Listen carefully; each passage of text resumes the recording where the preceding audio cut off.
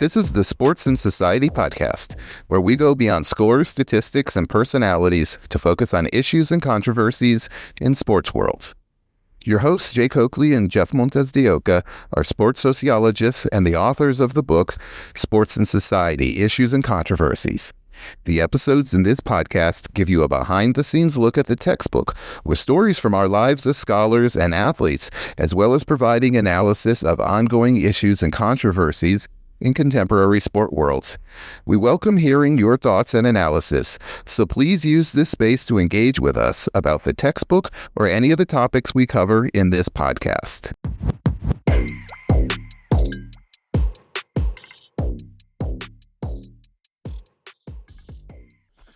Hello and welcome to the Sports and Society podcast. Your hosts are Jake Oakley and Jeff Montes de Oca. Hey, Jay. Hi, Jeff. So it's a pleasure to be with you and our guest this morning. So this is a unique episode. I'm looking forward to it. Yeah, me too, because this episode is going to touch on several different chapters of the book. Chapter 7 on gender, Chapter 8 on race, Chapter 11 on the economy, Chapter 12 on media, Chapter 13 on politics, and even potentially Chapter 2 on producing knowledge. And this is because we're going to be talking about Taylor Swift today and her engagements with the NFL. As you might remember, back in 2023, Taylor Swift started showing up to Kansas City games to support her romantic partner, Travis Kelce, who is a tight end for Kansas City. And long story short, people started to lose their minds, and the NFL has gained a certain amount of publicity because of her presence. And that, of course, can translate into money, which we'll talk about. So today's guests have researched and put a lot of thought to Taylor Swift. So we're going to have an in-depth discussion about Swift. I should also add that one of our guests identifies as a Swiftie while the other does not. And this ties to that question about producing knowledge. And going back to an earlier episode that we had about producing feminist knowledge, we're gonna hear two different feminist understandings of Taylor Swift and her social importance, and we'll talk that through how two people who are both feminists could see the same thing differently, and each make a case for their perspective. So let me introduce our guests. Our first guest is Cheryl Cookie. She's a professor of American Studies and Women's Gender and Sexuality Studies at Purdue University. Her research focuses in three areas: gendered media representations of sport, gender politics of sport and public policies, and how gender shapes sports experiences, cultural meanings, and organizational structures in sports. Dr. Cookie has authored opinion editorial articles, appeared as an expert in several documentary films, television, and radio programs, and has been quoted in over 100 national and international news media outlets. She is also the editor of the Sociology of Sports Journal, and I'm very proud to say she and I go way back to grad school. We are dear and old friends. Molly Kotner is a sociologist, journalist, and community storyteller whose work bridges research, activism, and public discourse.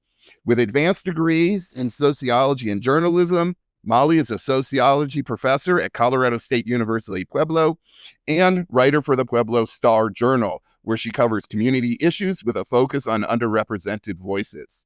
Her scholarship in journalism explores the intersection of power, identity, and culture with interests in feminist studies, ethnography, and social justice. She's especially interested in how storytelling, whether through protest, pop culture, or sports, shapes a shared humanity and sparks transformation. And I should also say, Molly and I go way back as well to when she was a graduate student at the University of Colorado Springs. Cheryl and Molly, welcome to the podcast. Thank you. Thanks for having me. Really excited about the conversation. Me too. Okay, well, let's get started. We ask everybody the same first two questions. So why don't we start with Cheryl? Can you describe your experience in sports? Sure. Before I do that, though, I'm going to out myself as the the self-proclaimed Swiftie. So you didn't specify that in the intros. And folks that are listening won't be able to see. I am wearing my 1989 Taylor Swift cardigan. So I'm sure Molly will have some thoughts about that as well. But so I got into sport when I was young. I'm a Gen Xer.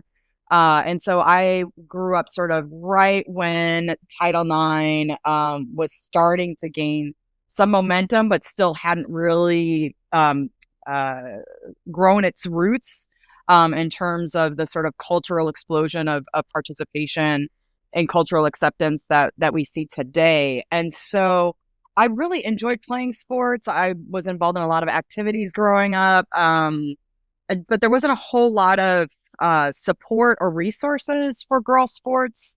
And I dropped out, like a lot of girls do, when I got to high school. So I was sort of that part of that group that of girls that drop out when they hit adolescence. And yet, though, my love for sport continued. I was we called them pom pom girls back in the 90s. So I was still going to football and basketball games and cheering on the boys on the sidelines and doing dance routines at halftime shows. And continued with my sport fandom throughout my life, really, and have participated recreationally as an athlete, if you can call it that, running marathons and jumping on my bike and doing some rides and cycling. So I've always been active and always had sort of a connection to sport, but yet at the same time, I like to sort of think of myself as actually, I'll say it this way. In one of the papers that I wrote with my master's thesis advisor, Mary McDonald, we talk about sort of the insider, outsider, and kind of outsider within, and flip that to sort of think about so the outsider within is the insider outsider. We had a better term for it that I can't think of. Go check out the paper, students, because I know that's what you're doing in your free time. But essentially the ways in which, like, I think, especially as a white girl growing up in a kind of working class, lower middle class community, there were a lot of opportunities that I had, but I was still occupying a lot of outsider status as a girl. And I feel like I kind of have that sort of liminal, I guess, status today, where I know probably a lot of people on your podcast are probably like former coaches and former athletes. And so that's my story. I'll end there. Well, let me just pick up on that a little bit more, Cheryl, and talk about how your own sporting history informs the kinds of questions that you ask now in your research. And what is that relationship between that kind of liminal status, that outsider status within sports, but also being very involved in sports and in a variety of ways, informs that research you do now? Yeah, I'm glad you asked that. That was really what informed the master's thesis project that I was referring to. It was my own experiences that really kind of informed my interest in studying sport from a sociological perspective.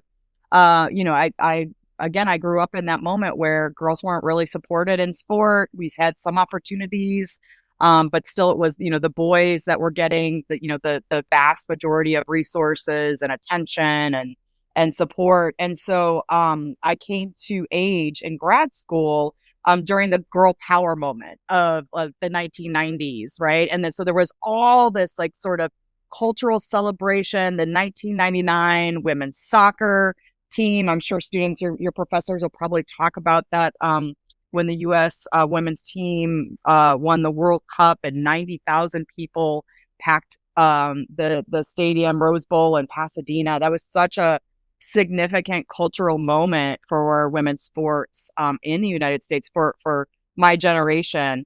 And so I was just really interested in hearing from girls that were growing up, right? So hearing from the 10, 12, 13-year-old girls who were living through that moment of girl power, of girls empowerment, of the 99ers and how that was both shaping their understanding of themselves as girl athletes, but also how it was maybe if there were in fact shifts in the kinds of ways that they were experiencing sport. And one of the things that I talked about in the thesis was how liberal feminism was really informing how they were narrating, or Molly, you talk about telling stories, right? How they were narrating their experiences of sport. And so there was this, when they were encountering barriers, like the boys didn't pass the ball to them, the boys didn't let them play at recess, the school didn't have XYZ resources, they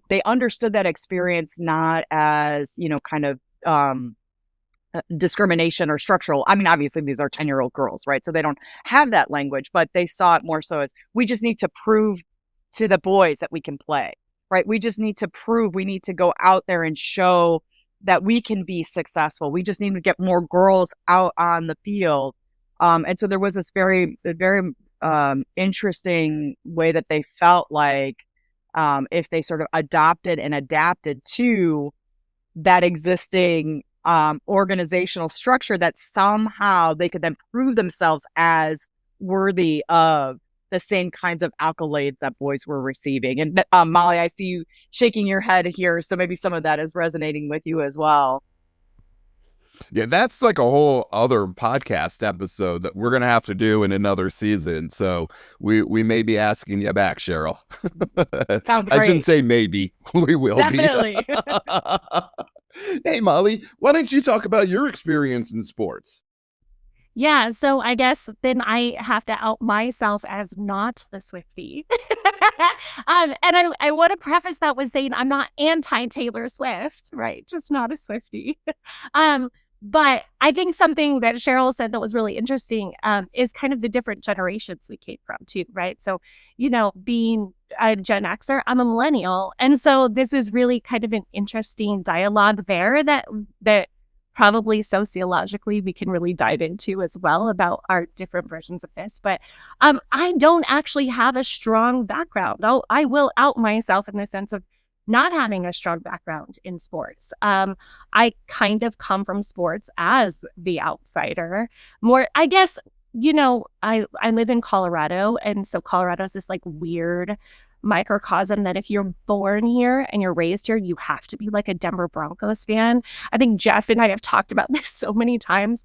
And so, I do remember kind of the heydays of you watched football, especially right on Sundays growing up. And we did that. And I was a huge Terrell Davis fan. I still am. I don't even know why. I'm sure it's because he's like a fantastic, but I think I was just in love with him, right? And the hype around him. And so I besides that identity, I did play sports a little bit when I was younger. I played softball and I was pretty good at it. But when I got into high school, I was a little bit of a rebel and I played music and that's where my focus is. Now as a mom to an 8-year-old who is pretty involved in sports and things like parkour and karate and soccer and all of these places that I'm having to go, I'm getting a new understanding of sports from the outside and as a mother, and seeing those dynamics of community, but also the ways in which sports really sort of grab kids and bring them in, and the importance of that, but also the ways in which that can be exploited. And I didn't really fall into sports until I came into grad school, and I was exploring things like gender and culture and media, and was able to see this kind of fandom aspect and fanship. And there is no better way, or no better place, I should say, than looking at sports for that. It's right there. And so I've had kind of the opportunity. And the reason I was shaking my head so much, Cheryl, is because you're absolutely right. I mean, even in some of the research that I've done, very much a lot of those things have come through as far as how women are entered in or ushered into sports, right? And so I was able to kind of like get in with female super fans, right? Uber fans, and see their stories and how they understand their fanship. And there's kind of no better place to do that than in the world of sports. And, now Taylor Swift. Yeah, I actually can remember when you were in grad school, and I'll just say that Molly was this fantastic student that we had in the program, and I really wanted her help on a research project. And I was like, Molly, I want you to help me on this. And she was, I don't really like sports. She's like, I don't think I can study that because, I'm looking at like gangs and criminality and these other sort of like, more mainstream sociological topics. And I was like, but you grew up in Colorado. you know the intensity of Bronco fandom. And it clicked in that moment. But can you talk a little bit more, Molly, about how your feeling like an outsider was so motivating for doing that research with the women fan clubs and all of that research that you did on the NFL's marketing to women? Absolutely. I think that it was, both a challenge, but also one of the best ways to kind of enter the space. Because as you mentioned, I looked at female-only fan clubs of the NFL, that these were sanctioned by actual teams, and they were spaces really dubbed, for women. And there was a specific kind of woman that was really touted to. And so being an outsider allowed me, I think, to have a very critical lens. I think it allowed me to ask questions that didn't come with some of the defensiveness and some of the kind of territory, right? The territorial things that happen sometimes when we have fanship. But like alternately, right, it also allowed me to be taught. And so that was also a really unique experience, because when you are not part of that, and a lot of people come into sports as young kids, so it's kind of like brought in. And I'm an adult going through this, and I'm an adult asking these questions. I'm asking questions from you. I'm asking questions from the female fans of like, guide me into this fanship. And that's really interesting to watch. It was a really unique way of understanding the culture, specifically from where the culture was, right? Because oftentimes as outsiders, we can be like, wow, that just doesn't make any sense to me. Why would you be doing this, right? And then when you start asking the questions and you say, well, why would you be doing this? And they like take your hand and walk through you, right, you through it, then you recognize, you're like, wow, this is really fascinating. And you can have that dual perspective. And I think that was, it really was a blessing and sometimes a curse, right? Sometimes it was very frustrating for me. But it really helped me kind of understand the nuance and the deep engagement of fanship.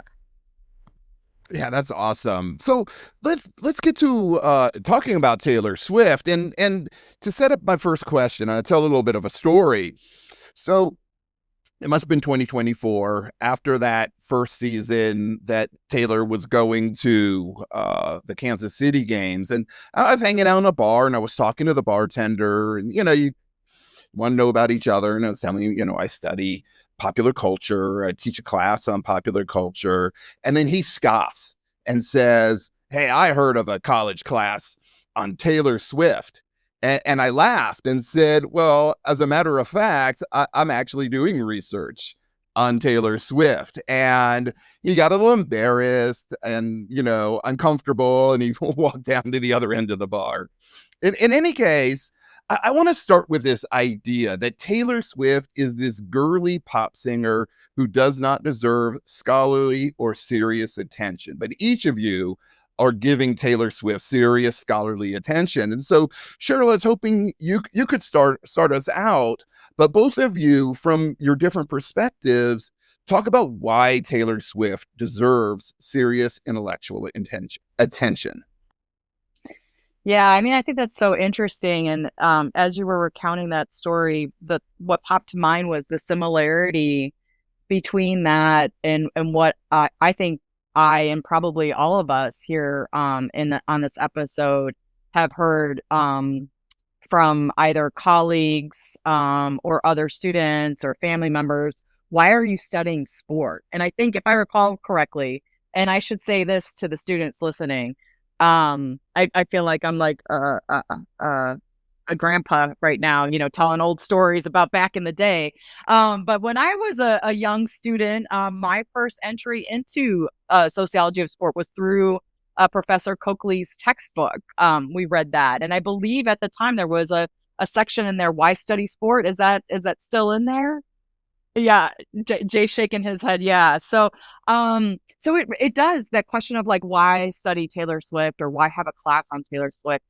There's a really interesting parallel between that question and why should we study sport? And so I would actually say for the same reasons, right? That in a lot of ways, Taylor Swift as a cultural phenomenon intersects with so many other social and cultural institutions, right? And so when I talk to students about why we're studying sport, it is in part because sport is this really interesting site for us to think about what it means to be, fill in the blank, right? And I teach classes in American studies, right? So how can we understand American culture through the study of sport, right? Similarly, I would say, how can we understand gender through Taylor Swift? How can we understand the cultural construction of femininity? How can we understand the cultural construction around celebrity? There's probably other different ways that we can think about Taylor Swift. I know there's English professors who are teaching her, in terms of her lyrics as kind of in doing that close textual read of her. So, but for me personally, I came to study Taylor Swift because I felt that there were so many other ways in which the kinds of questions I was interested in as a researcher, looking to Taylor Swift was somewhat of a window to help me think through some of those things, right? And so we talk about frameworks or lenses. And so the kinds of frameworks that I bring to sort of thinking about Taylor Swift have to do with my own research that isn't tied to Taylor Swift. And so I'm and similar to Molly, feminist scholar, I'm really interested in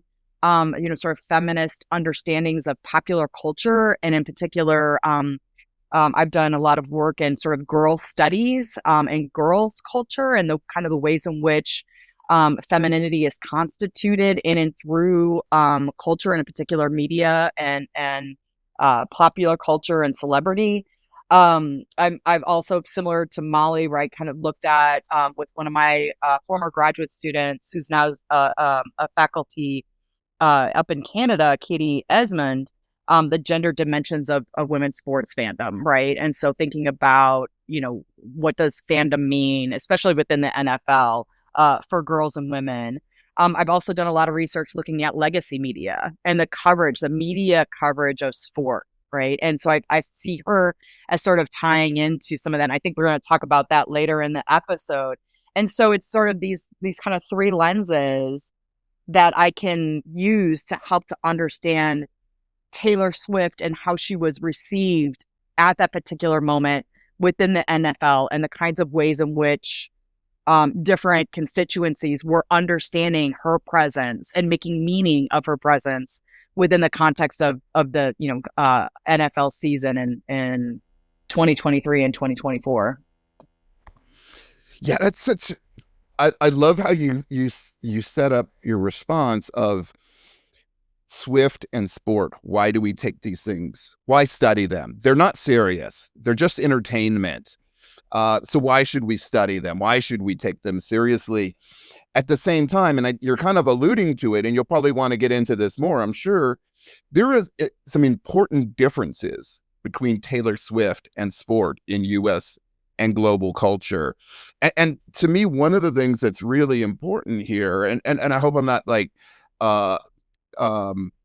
raining on Molly's parade, and you'll be able to elaborate. Both of you will, but it's the fact that Taylor Swift, as a young woman, I mean, she's not as young as she was now, but is still, appears very young despite being in her 30s, and a pop singer.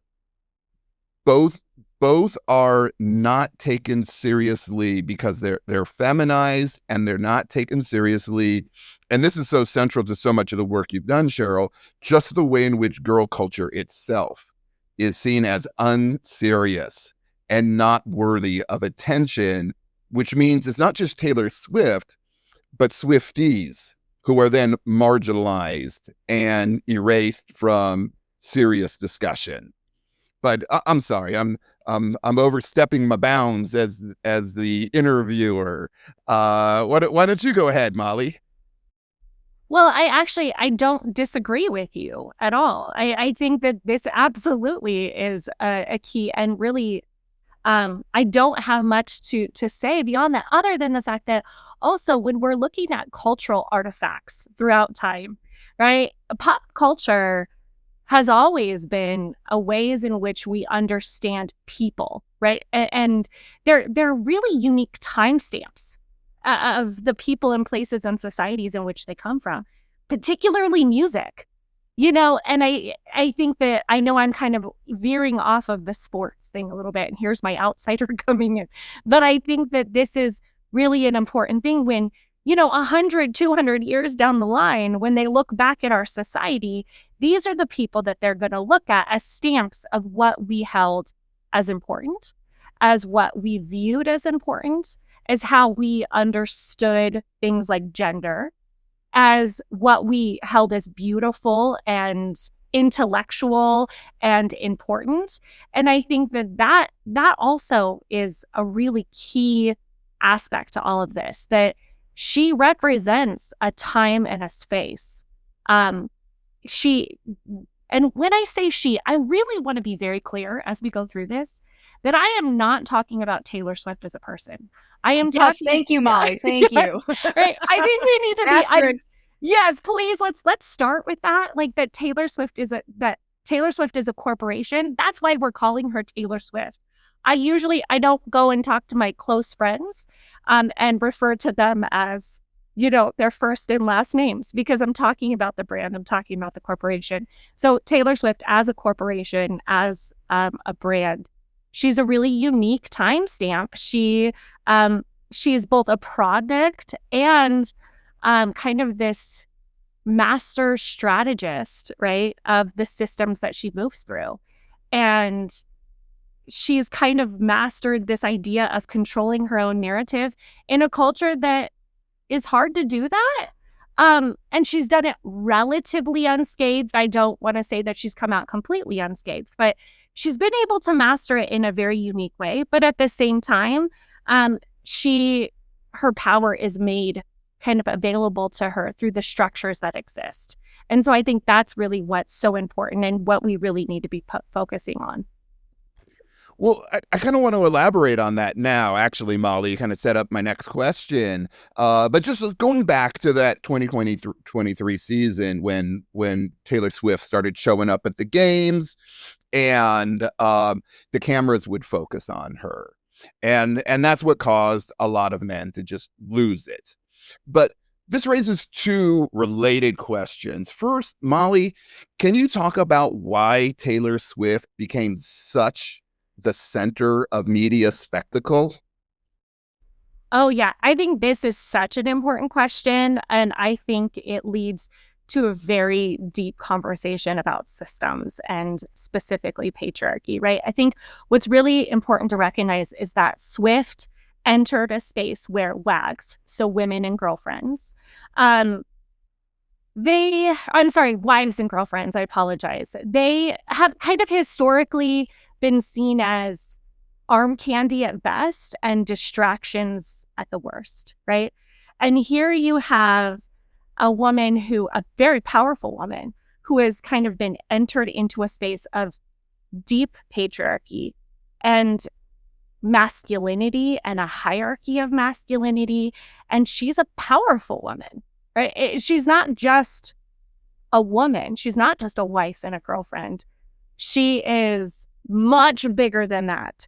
And so I think you have men who are losing this because it's uncomfortable. It's now disrupted this kind of hierarchy of attention that I think is really important, right?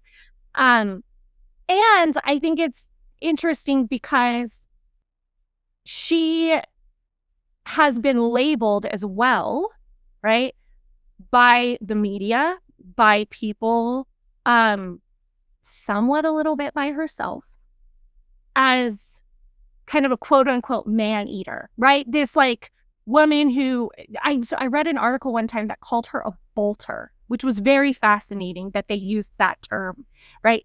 And these are only terms that would be associated and put towards women, right?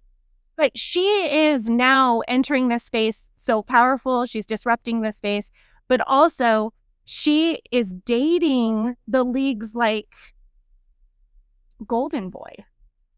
And she has a reputation, right? And so this is all, it's taking away a lot of the attention that was given to people like the quarterback and stuff. I want to be very clear, though. It's interesting how the media has blown this up. She actually didn't get as much airtime as they made her out to be. I think somebody did the research, and you can absolutely correct me if I misquote this. But I think during kind of one of the big, games, she only actually received like 44 seconds, right? But because she is entering this space, it's really important. She's disrupted a space that's not meant for her. Yeah, and I think that that's a really important point, Molly, because Taylor Swift is unique among the celebrities who are often sideline people, and it connected with a potential audience for the NFL in a way that other celebrities hadn't, and I think that it also connected young women, girls, with their fathers in some cases, who were watching the games to begin with, because for the girls, her lyrics reaffirmed all sorts of things in their lives. And so she is entering this space and getting attention.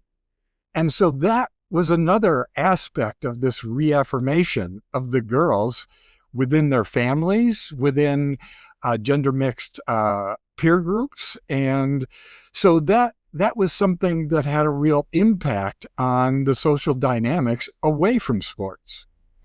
Jake, can I add on to that? I think that's a really important piece of this. And I know, Molly, your work would speak to this as well. I think, also what's interesting is, for me, it's disruptive, right? It's disruptive of this very patriarchal, masculinist culture of the NFL.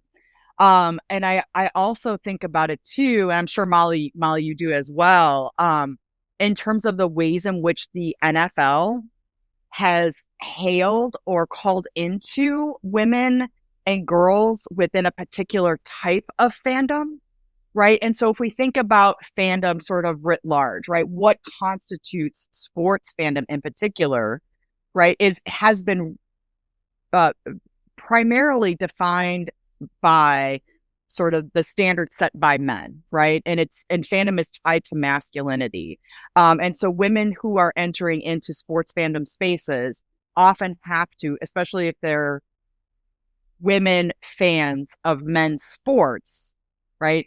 There is this type of song and dance that we have to go to as women fans to prove that we are quote unquote legitimate, right? So how do we define legitimate fandom is based upon masculinist values and norms, which are often tied to knowledge about the game, knowledge about the players, knowledge about the history.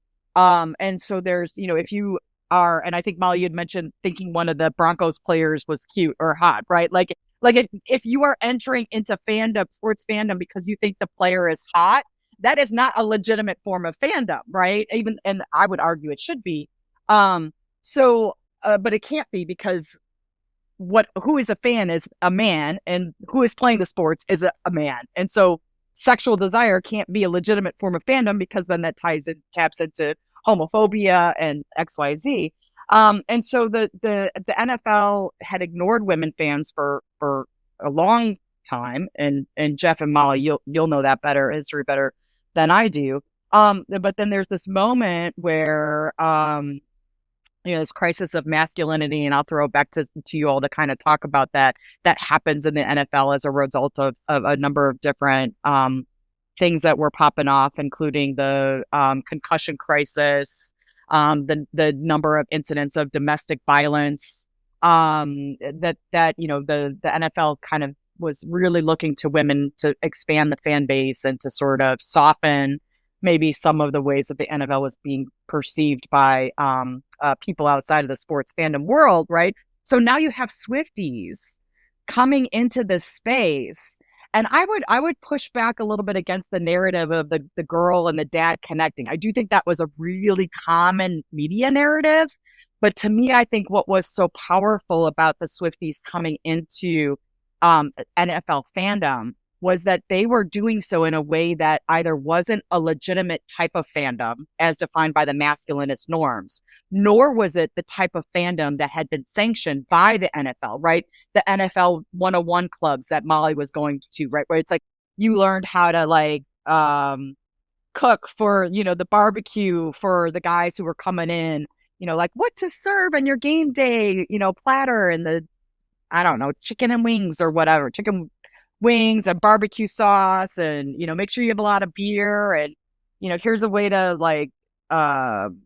what do you call it when you do your jersey and you put a lot of diamonds on it, huh? Go ahead, Molly. You pink it and shrink it And bedazzle it, right?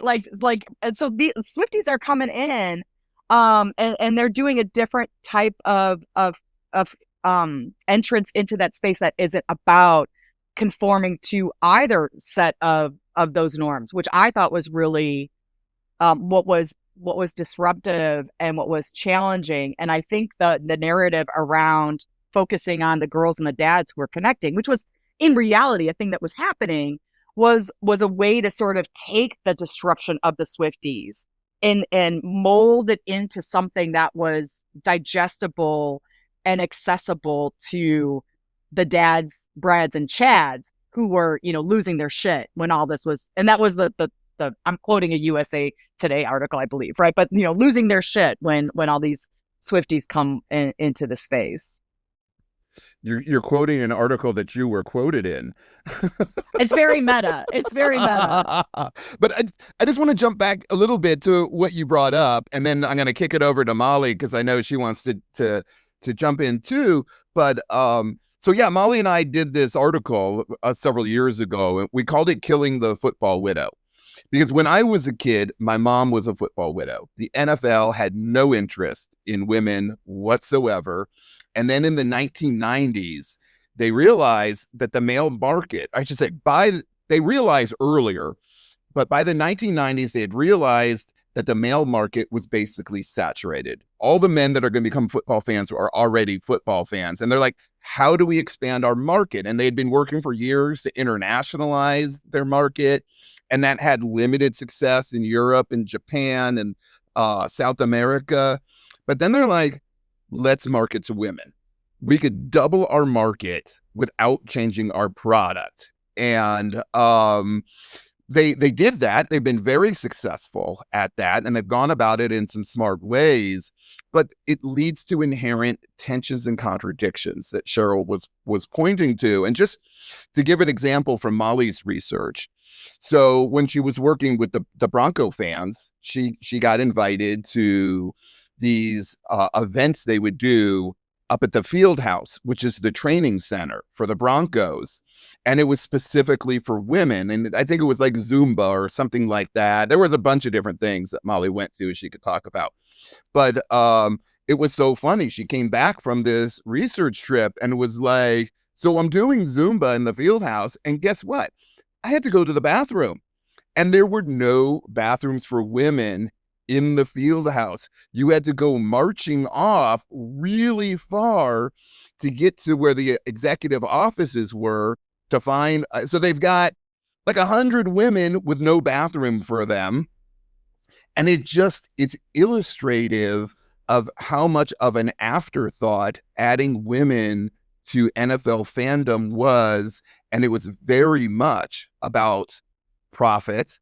And the incorporation of women into the space is so uneven and uncomfortable as a result of that. But go ahead, Molly. I know you were gonna comment on what Cheryl was saying. Well, I actually think this piggybacks nicely with what you're saying too, because it is very fascinating how the NFL will quickly try to backtrack, right? When disruption happens. I mean, they're very fascinating because how do you control the image, right? She has now disrupted the image. And how do you control it? Because everything is controlled, right? I mean, let's be very honest. How do they do that? So one of the ways that they do it is somewhat embrace it, right? Somewhat embrace it because you're right, Cheryl. It's so disruptive. Swifties are not supposed to be there, right? Unless it's the Super Bowl and it's the halftime show, then it's fine, right? But they're really not supposed to be there. So how do you do it? Well, you really play off of the dad and daughter image. That's really important. And one of the reasons I think that's important is because if we can get kind of narratives around this, then we're reaffirming patriarchy because still your entry in is through dad, right? And this is just dads connecting with daughters. And what's more beautiful than dad? And then simultaneously on Taylor's marketing side was really fascinating because then you started seeing articles coming up about dads standing outside the stadium while their daughter is inside watching Taylor Swift. I mean, there's no way the dad's going to go in there, right? No way. Because he's also not supposed to be there. Actually, Molly, I have to correct you on this because so as a Swiftie, yeah, okay. So I did go to the Eras tour in Miami, which was actually at the stadium, Hard Rock Stadium where the Dolphins play. And I presented this at the NAS conference and took some pictures. I was actually surprised at how many boys and men were there. Now, it just so happened that Kansas City was playing that day as well. And in the stadium, throughout, because you've got like the bar or like the place where you get like your pretzels and your hot dogs or whatever, your food, and there's TV set up everywhere. They had the Kansas City game on, and there's these men in their Kelsey jerseys watching the game before the actual Eras Tour concert was happening. So I do think there's probably a segment of dads who are like, okay, no, I'm going to drop you off at the thing. But I was surprised at how many dads were there with girls, but wearing Kelsey jerseys, or boys that were there as well. Right. So I think maybe the flip side too is like, how does Travis Kelce and the NFL then bring boys and men into this like very kind of feminized space, right? And allows boys and men the ability to like embrace a fandom that they might not normally would have embraced, because now they have football, right, as the sort of like cloak, right, by which to sort of enter in. And I'm still a man, right? I still like football, but I'm also going to go to the Taylor Swift concert.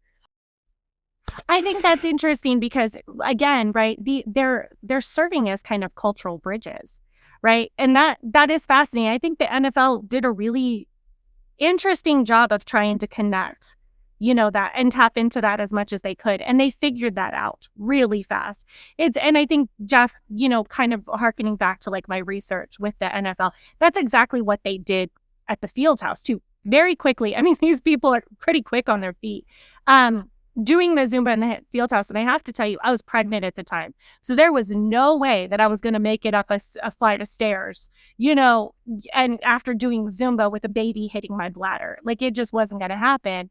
And I remember kind of, this is, was really interesting. I was like, screw it, I'm going to go in. Like, I got to go pee, right? And it was fascinating. You had women who knew their place, so to speak. And they would not go into the bathrooms, right? They were like, until one of the people in the field house literally went and printed something and put it on the door that said women could enter. And so it's fascinating how they control, right, it always, and controlling the narrative. And I think when Taylor Swift disrupted, the thing, right, just by her mere presence, which is very odd, right? They had to control the narrative in some way, right? And one of the ways to do that is through the dad-daughter connection. So there's something I want to pick up on that you raised earlier, Cheryl. And it made, it specifically the fact that, so the NFL has been inviting women in, and that's the attraction to Taylor Swift in the same way, many years earlier, Katy Perry rode out on a lion into the Super Bowl halftime show, which, FYI, I know people don't like it. That's one of my favorite Super Bowl halftime shows. Freaking love Katy Perry on a lion, and the floppy sharks and all of that stuff. But in any case, so women are invited in under, sort of under the way that the NFL says is okay. But Taylor Swift, because of her power, her wealth, her popularity, gives her autonomy to enter and allows Swifties to enter in a different way, is highly disruptive, right? Like, I think about like my dad, who stopped going to Super Bowl parties because people like Katy Perry were performing and women would be there, and he'd get really mad because the women at Super Bowl parties don't talk about the right things. They talk about things that are not specific to the game as he defined it, and couldn't associate with them. And so can you talk more, Cheryl, about all of these men that did lose their shit, kind of like my dad at the Super Bowl party? They just lost their shit, like from Tony Dungy, who I was always a big fan of as a coach, to that Fox media troll, Jesse Waters, just losing it over Taylor Swift getting 40 seconds or something, and young women being a part of this whole spectacle. Yeah, I'm glad you asked that question, because it gives me the opportunity to sort of amplify a point that Molly made earlier in our discussion, which is the way in which like Taylor Swift represents a kind of timestamp, or like this sort of like allows for a window into this moment of time. If I'm paraphrasing, I hope correctly. Molly, you're shaking your head, so I'm gonna go with that, because I think what's interesting to me is the sort of space that we're in right now, culturally and politically, and so some of the things that I'm looking to, right, is the election of Donald Trump in 2020, and the kind of ways in which the NFL, even prior to that, right, maybe as far back as 2016 with the athlete activism and the protests, right, the NFL as a space becomes kind of highly politicized in particular kinds of ways. The culture itself, with the election of Donald Trump in 2020, right, becomes this sort of, we see this shift back in a really dramatic way. Wait, no, 2020 was Biden. I'm sorry, correct that, please. 2024, sorry. We see this, and now the Trump conspiracy theorists are going to be going off, because I basically said Trump was elected in 2020. So now I'm just proving that Biden stole the election. So be sure to delete that part of the podcast. But so with the election of Trump in 2024, right? There is this really sharp backlash that is happening, right? And that election is tapping to a kind of simmering misogyny, and like toxic masculinity that's been percolating at the surface, and that sort of erupts at various moments, right? And I believe the 2024 election is really sort of emboldening a lot of that sort of simmering toxic masculinity that's been percolating in the culture. And so I do believe, so we're looking at 2023, 2024 with Taylor Swift coming into the NFL, right? That there is this backlash that's happening. That's really Taylor Swift is the scapegoat, right, for these sort of larger tensions around gender and what is women's role in society and what's men's role in society and where do we fit and what does gender mean and all of these kind of larger questions that we're having or not having because the president just administers an executive order and declares that gender is or gender isn't a thing, it's sex and it's biological and it's science. So maybe there is no more debate. I think that's tapping into a lot of what's this sort of people losing their shit, right? It really is a backlash. And to me, what was so interesting was that, and I believe it was 2023. I'm trying to remember my dates correctly. I feel like that was the summer where we had the Barbie movie. Was that 2023? I think so. So we had the Barbie movie, which I believe was one of the highest grossing films of all time. One of the highest grossing films of the summer, right? Which when we think of the summer blockbuster, it's typically, at least within the last couple decades, been the superhero movie, right? It's the Avengers, it's the Spider-Mans, it's the Batmans. It's about violence and masculinity and the man as the superhero. And then you have Barbie, right? Which Barbie as a film was a low key or high key critique of patriarchy, and was really questioning. There's that monologue that America Ferrera's character does. I'm forgetting her name in the film, right? About like how it's like you can't be too much and you can't be too little, and like the kind of fine line that women have to balance, right, in order to just exist in our culture. And if I could just jump in real quick and just comment, Cheryl, when the Barbie movie came out 2 years ago, as you're talking about, my son was 18 at the time, and there were a lot of boys like him who really enjoyed the Barbie movie. And, for them, it was an entree into a feminist critique of patriarchy, and as feminist intellectuals, we might poo-poo on the Barbie movie and say it was a pretty watered down, liberal feminist take, but still it was an entree for a lot of boys like my son. And I'm sorry to interrupt you. Yeah. And Cheryl, I'm going to interrupt a little bit too here because, I agree completely with your assessment of the emergence of this backlash.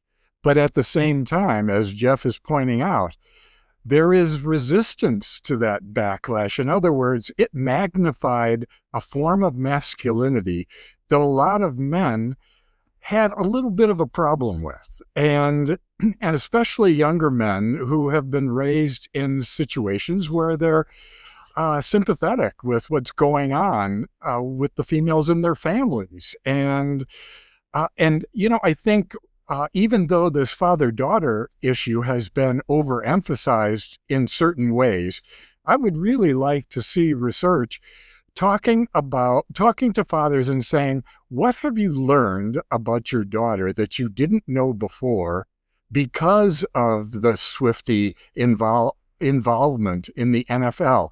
And then talk to the daughters and say, what does your dad know about you now that he didn't know before? And has there been any kind of a little bit of an opening of the door for fathers to look at the world a little bit through their daughters' perspectives, and for their daughters to find a way in, through watching part of a football game on a Monday night or a Sunday night or a Thursday night? And so those kinds of things are not headlines right now. Yep.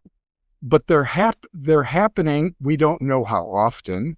We don't know how deeply, but they're happening. And I think it's something to just be aware of. Yeah, Jay, and I'm glad you brought that up because it circles back to people losing their shit, right? Like part of this backlash what it does is it amplifies the kind of toxic masculinity, right? And so we don't hear the narratives about the boys who are thinking about masculinity and patriarchy differently because they've watched the Barbie movie, for example, right? That we're not hearing the stories about, boys and men who might be, kind of experiencing or criticizing either their own gendered identities or the cultural construction around masculinity and femininity, right? Like those are the stories that then get, or the narratives, right? Or the storytelling potential that gets tamped down when the kind of toxic masculine backlash happens, right? And so those voices become really important in terms of marginalizing or silencing the disruptive potential of the Swifties and elevating and reasserting and reaffirming, right, the hegemonic masculinity embedded within football, right? So this is fantastic, and it a little bit sets up the next question I have, and I do have probably two more questions I'm hoping we can get in, although we're really running short on time.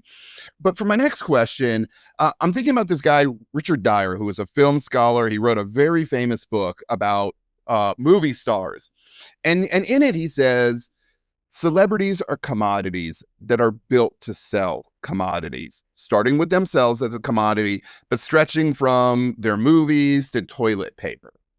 So if we say that Taylor Swift is a commodity, that means she also has a use value, which just means she serves a need in people's lives. So, so this sets up kind of two sort of questions for me. So first, besides the obvious need for entertainment, what need do you see Taylor Swift serving in the lives of Swifties? What does she do for the Swifties? And then what does that tell us about just being a person in this world that we live in right now? I'll jump in with kind of the, maybe the more controversial take on this. I mean, I do think that Taylor Swift fulfills a very emotional and relational kind of need for her fans. What's really interesting about Taylor Swift, and I can appreciate as a storyteller, she's a storyteller, plain and simple. She's a storyteller. And one of the things that you do with storytelling is that you create connection. How does my story resonate with everybody? And I think that's what she's really good at, right? She's very good about talking about things like breakup and ambition and insecurity and growing and these aspects of girlhood that somebody my age, somebody Cheryl's age, we understand because we've been through it, right? You probably are still going through some of that, right? That we're navigating this space and we're moving through it. And then girls coming up are just getting ready to kind of move through that. So she tells a tale as old of time, right? I mean, she's really good about being I would argue, an emotional mirror, like an emotional guide.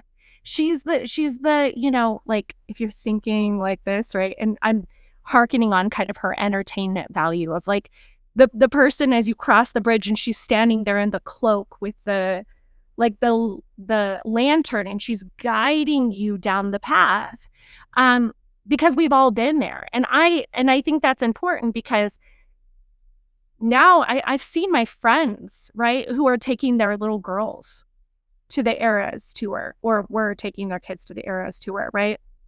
And I had a professor of mine at NYU who, she was like, I have to cancel class today because I'm taking my daughter to the Eras tour. It was fascinating because she loved Taylor Swift, but her daughter, who was, I think, 4, also really loved Taylor Swift.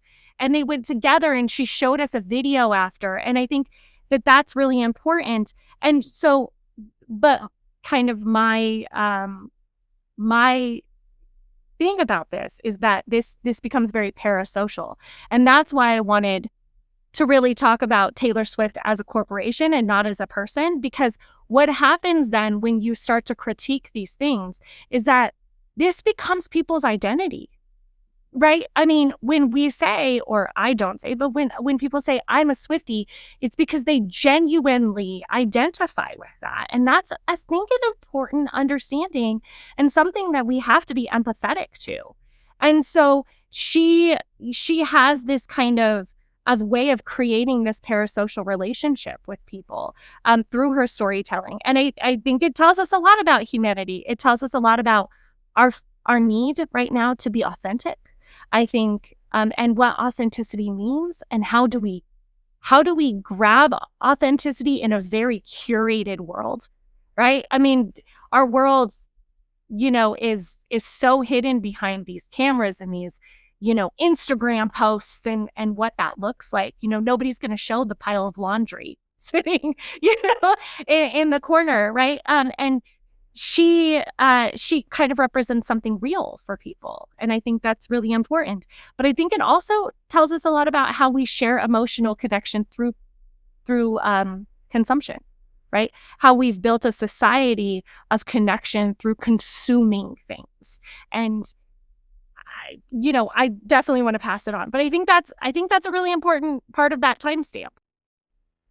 Well, if I could just jump in there, as you say, she's a corporation, meaning like all celebrities are a unique kind of commodity in that they are the raw material of their own commodity, and they're part of the labor of their own commodity, but so are a lot of other people. And so like athletes, right? Yeah, go ahead, Cheryl. No. I don't want to interrupt, but there's so many interesting parallels between, if we're thinking about the fandom of Swifties, right, and the fandom of people who are fans of sports or a fan of an athlete, right?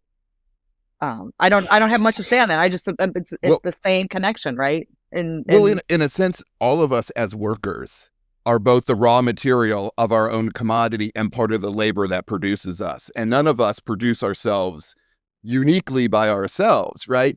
And I think that's also why Taylor Swift, I think I'm answering the question that I've asked before. I've given Cheryl a chance to answer it, but that's all. But just picking up on what Molly was saying, that's also why Taylor Swift speaks to being a human today, because we all experienced a certain amount of being commodified by selling our labor power so that other people can make a lot of money off of it. And and to Molly's point about the consuming, we're consuming a highly produced product, a highly produced commodity that lots of people are participating in. And we're making a parasocial relationship because we have this desire for an authenticity. But it's, what is this thing we are connecting to exactly? It really isn't Taylor Swift, the raw materials, actual human experience. It's a highly constructed human experience. But we still need those connections. And go ahead, Cheryl, because I'm already interrupting you enough. Oh gosh, no, this is great. I love this. I would echo much of what Molly's already shared. I think, I would imagine, as with all fans, right, there's different types of ways that you connect with or you gain meaning. For me, a lot of my Swiftie fandom is again tied to sort of this cultural moment we're living in. And as a feminist scholar, and as someone who is concerned with the basic human rights for marginalized people, whether those communities are marginalized along gender, race, sexuality, gender identity, gender expression, sexual orientation, social class, immigrant status, that there's been a lot of ways where marginalized communities have really been under attack and really struggled. And for me, it was being a Swiftie and engaging in this fan community was a space of joy, and a space of like where I felt like a sense of community that was existing for the just kind of pure reason to enjoy music and to celebrate femininity in an unbridled way, right? You go to the concert, and I know this is about consumption, right? And so I think, Molly, your point is spot on, right? Like, but there are kind of those pleasurable aspects of participating in fan communities, whether it's Swifties or whether it's the NFL, right? And so, but for me, it was this, to be able to see this sort of unbridled joy and an embracement of girliness and girl culture and femininity and sparkles and glitter and, sequins and to see both, boys and girls and people of all kind of gender identities participating in that space. A lot of, not a lot, but there were, some queer folks there, and, being able to sort of, maybe for a moment, right? And this is where I think back to sport, right? But maybe for a moment, not be so, for me at least, right? Not be so bogged down by what's happening in the everyday. And so in some ways it was almost an escape, right, for me. But a much needed one, I think, given how much turmoil is in the world. And so I think there's value in recognizing what that pleasurable experience, or what that joy means for folks, and the importance of that, particularly in really fraught political times that we're living in. And so, I get my students to sort of think about, what does it mean to be a fan and a critic, and sort of drawing on some of Murray Sperber's his piece on that. How can you still embrace your fandom but also be critical of it? Sometimes I think as scholars, we need to maybe flip that script. And so as a critic, what might we be missing if we're not being attuned to the kind of pleasurable and joyful and meaningful experiences and emotions that people get out of their experience, whether it be with sport or with music or so on, in ways that doesn't just sort of reduce it down to like, oh, people are, cultural dupes, or, this is the opiate for the masses, sort of thing. And maybe sometimes we just need to be on drugs, and that's okay. No, I'm just edit that part out. That is definitely not coming out, but you're hitting on something. And I think partially this is where we have our disagreements. But it's such an important and complicated issue, and why, to me, Taylor Swift is so important to study as a topic, which is, I love the way that you center pleasure in your analysis, and how Taylor Swift opens up, and again, Taylor Swift is a corporation, how the corporation called Taylor Swift, with thousands of people putting on this show, creating this space, opens up this space for a very kind of girly pleasure and a very kind of girly performance. And this really speaks to me to the way in which Taylor Swift constructs and performs womanhood. And this will be the last question. And I want to jump off from her nickname, Miss Americana. This is such a loaded identity for her. And can you talk about this? How she are opening up a particular form of womanhood label with this Americana label. Can each of you talk about that? And maybe I don't know if Cheryl, if you want to go first, or Molly, you want to go first, but this particular performance of womanhood that opens up but also closes down spaces of inclusion and pleasure. I think what's really important about what Cheryl said is holding the space for contradiction, right? And that is the beauty about sociology. And something I always tell like my students is like, if you're here to get answers, you're not going to get them. We like the mucky middle, right? And so as somebody who's I learned something really great from Cheryl there, because, you know, as somebody who's pretty critical of the machine that is Taylor Incorporated, or Swift Incorporated, there's really a great opportunity there to explore the contradiction of the joy that it brings. And I think you made an excellent point about how, especially in this kind of turbulent time, right? It's also a great understanding about the opiate, and somebody who I, heavily align with kind of Marxist ideals, and how consuming goods provides the pleasure that really allows us to kind of disconnect from the world. I think a Miss Americana was really the label of Miss Americana. It captures Taylor Swift, right, Corp, and how that corporation performs womanhood, right? Because she represents kind of a form of femininity that's really palatable. She's beautiful. She's, white. I think that's very important. She's somewhat innocent. She right, kind of that infantizing that we do of women, and she plays to that somewhat. I would say she also does not play to that too. She's talented. I think that there's like a world where people will argue that, but she's talented, right? She's emotionally expressive. I think all of those things are incredibly marketable. They're also incredibly American and a very colonized Western ideal of what femininity is. And she plays it really well. She navigates the tensions really well. And I know that people are going to say, well, she does do activism, and she does do allyship, and she does do all of these things, and she stands up for causes, and she gives philanthropy, and she provides bonuses. And I think this is where that contradiction comes in, and where we have to hold space for it, because she does do those things, and we can really recognize those things as very good kind of gestures. But, she's doing it in this space that makes her palatable, right? And does not, she's existing in a post-feminist world. She does it through a neoliberal commodity feminist lens, right?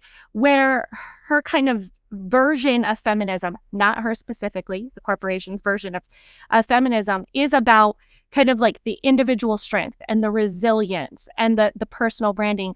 It's not about collective struggle or structural critique. That I think this is where I get pretty critical as a feminist, right? And also the myth that just because she's a woman, we cannot critique her. That is such a straw dog argument of like, well, if you're a feminist, how can you critique another woman? And this is actually something Taylor Swift has done, right? Repeatedly. She has done things where she gets critiqued and then she says, oh, how unfeminist of you, right? And I think that's, and then her fans kind of do the work for her, right? And so I think this is the space where we can hold kind of that contradiction. And Miss Americana, she is that, right? I mean, if you're going to, she's kind of like a Rosie the Riveter in that way, almost propaganda, right? I mean, you kind of can paste the kind of patriarchal American flag on that and say, this is as American as apple pie, right? This is the apple pie of womanhood, or cherry pie, or whatever it is now, the ballpark hot dog, or the official food of like Americans, right? Is that, you can stamp that on her. And I think that's really interesting. It's also interesting that that was the label that her and her team and Netflix came up with her for her documentary. That there's a telling in that I think is important. I just want to before you go, Cheryl, I just want to one quick thing, and I want to give you the last comment, which is you mentioned the dupe thing, and I just want to defend Marx here, which is he never talks about cultural dupes. And in fact, when he talks about religion being the opiate of the masses, one of the things he's saying is that Christianity is a critique of the conditions that people are living in right now, and that we do need that painkiller because the conditions of life are painful.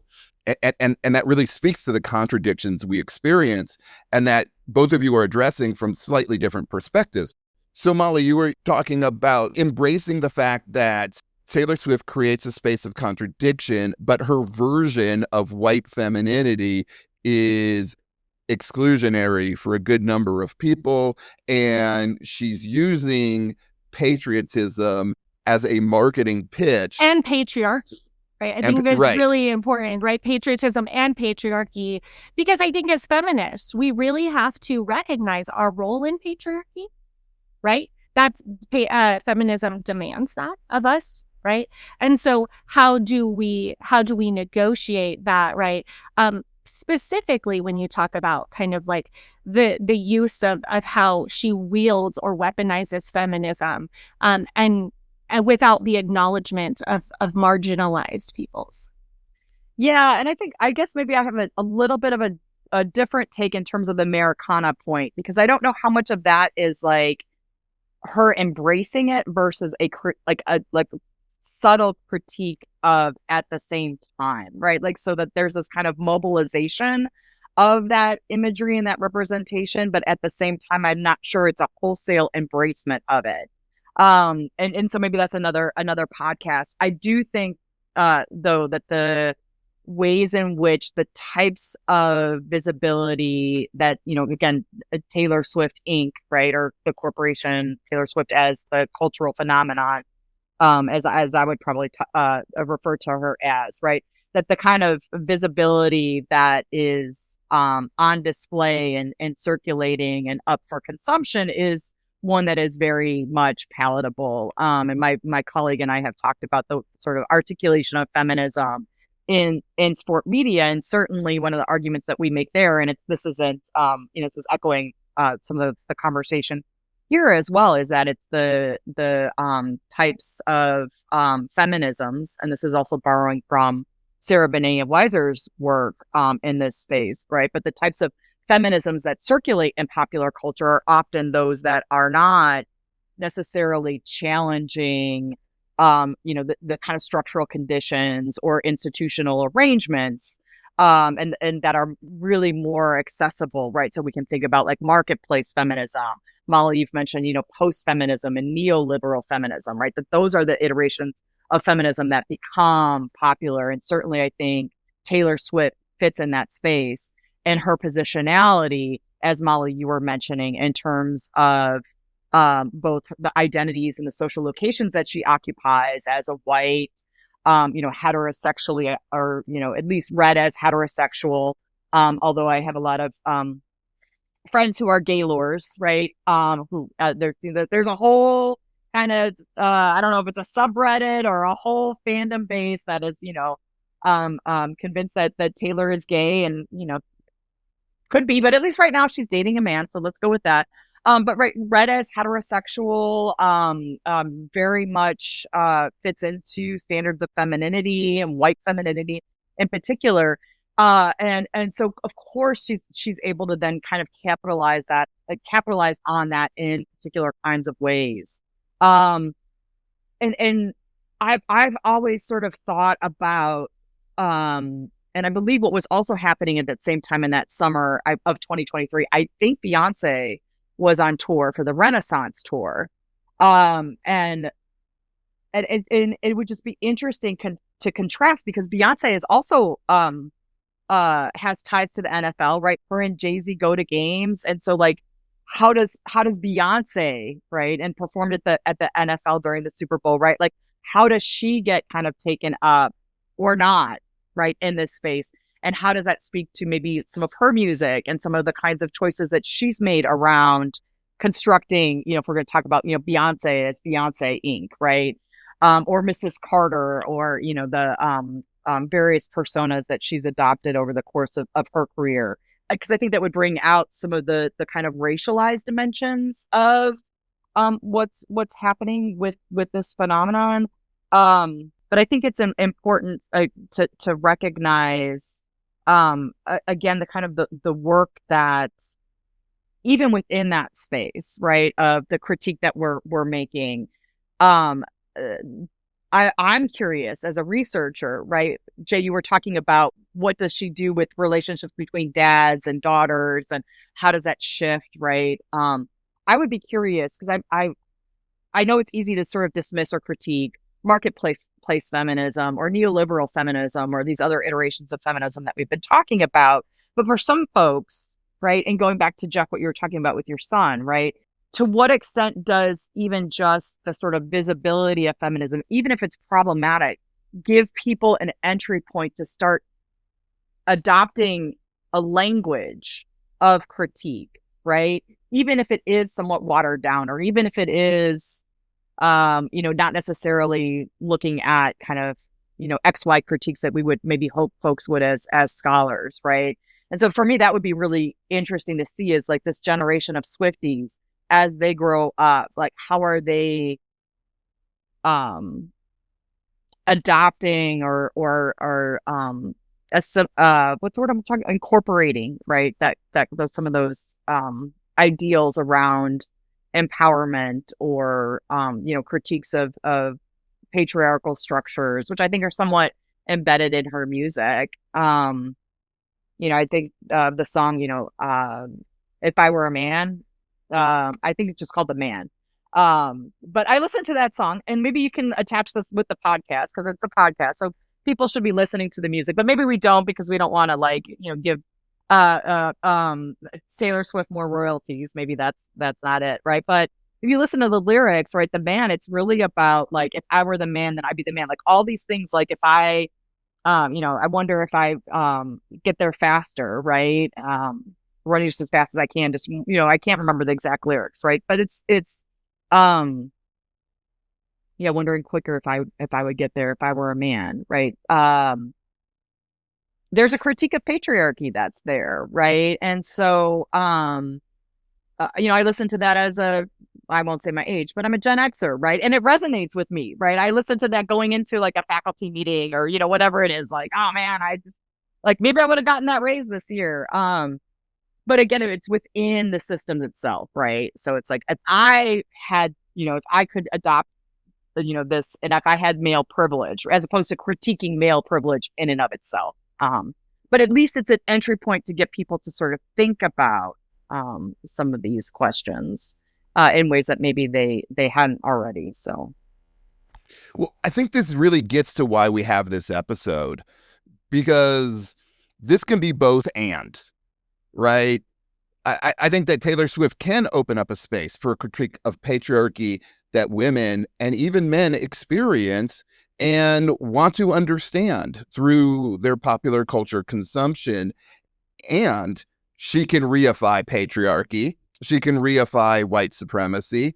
She can engage, and certainly, I mean, as only the second musician billionaire to make her billion from music as opposed to secondary industries, she certainly reifies capitalism.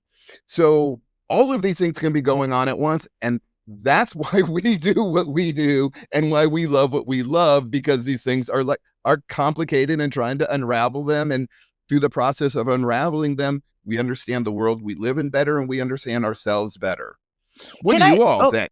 Jeff, can I jump in? Yeah, because I just think that's an important point too. And one of and this might just be my fandom, right? Because I'm like, well, yeah, we can say that about Taylor Swift, but we can say that about a lot of other things, right? About, reaffirming patriarchy or reaffirming white supremacy. I mean, the NFL itself, right? is that. And so, so what is it that brings, someone to that level, or something to that level? And part of it is, I think, as you mentioned, just the sort of economic footprint, right? So we focus as scholars on critiquing Nike, right? But we could certainly talk about Reebok or Adidas or whatever, right? We could, as scholars, we could focus on other sports leagues, but we focus on the NFL because these are the institutions, right? We could focus on other celebrities and pop stars for those same kinds of critiques. But we focus on certain ones because they have this economic impact that's also tied to sort of this cultural, what's the word I'm looking for? Like cultural impact, I guess I'll say, for lack of a better word. And so I think it's important for students to recognize as well that it's not just, specific to Taylor Swift, right? That there's, we could maybe look at the Marvel universe, right, as a cultural phenomenon. To what extent does that maybe serve as a site for some of the critiques that we're making? Well, and to your earlier point, as you know, because you published the article, I do critique Jay-Z and Jay-Z's relationship to the NFL because of the way in which Black capitalism can reify white supremacy. And so these things they're complicated, and there is no easy answer to any of it, which is what makes it such an important topic, whether it's Taylor Swift, Jay-Z, the Inspire Change program, the Marvel universe, whatever. Well, what do y'all think? If you've got thoughts, jump onto our Sports and Society Discord server, and you can participate in the conversation, because we're already way over time. This is our longest episode. We need to bring it to an end. That's probably my fault, Jeff. It's my fault too. There's so much more to say. That's the thing. There's just so much more. You could go into. We are scratching the surface. Yeah. But that's the nature of a podcast, and that's why we do writing. So jump on the Discord. A link to the Discord is in the description of today's episode.